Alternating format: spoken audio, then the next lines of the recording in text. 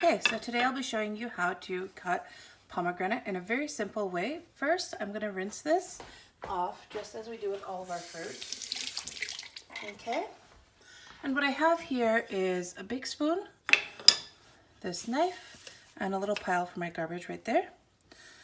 What we'll do is, if you could see the pomegranate, it goes down to this little edge. I'm going to make a circle around. Then I'm going to take these indent lines where it kind of sticks out and score them. Scoring means taking your knife down and drawing a kind of line around it. So let's begin.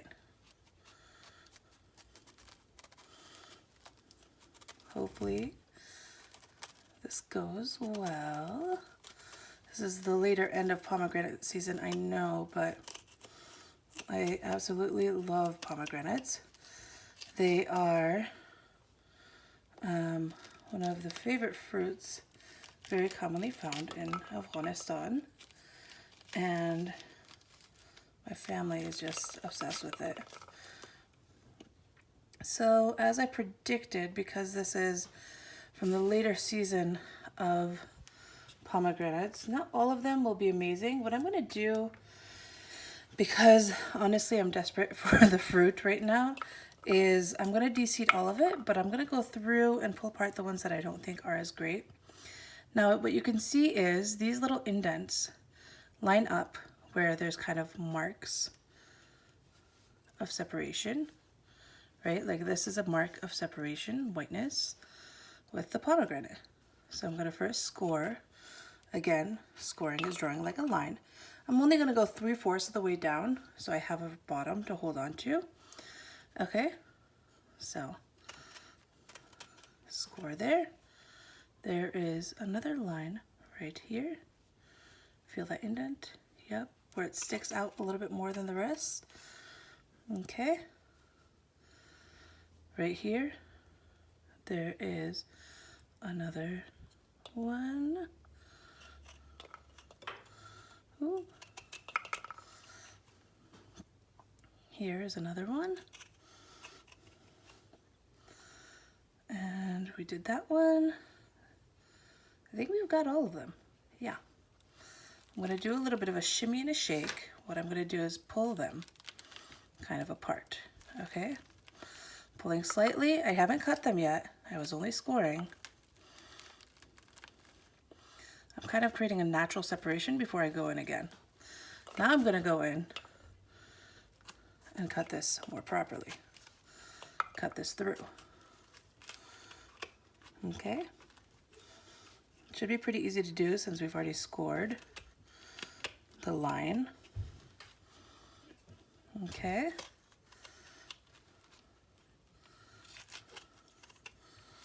A little further down.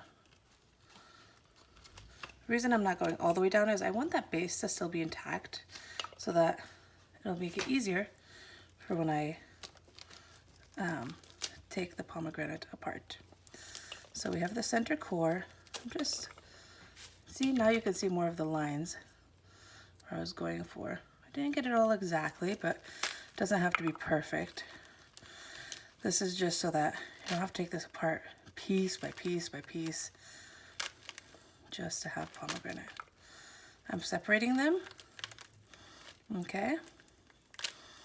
And when you separate it, there's a nice core in the middle right here. This core is a lot of nothing, really. Taking that part out.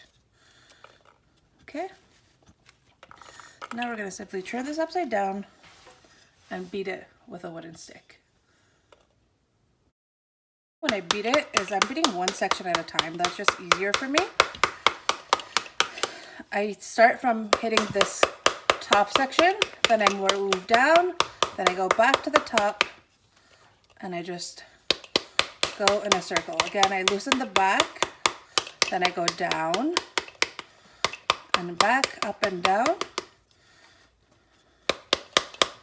You guys are going to be so amazed at what this looks like when it's done. Hold on.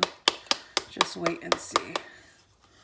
Okay, again, hitting that section,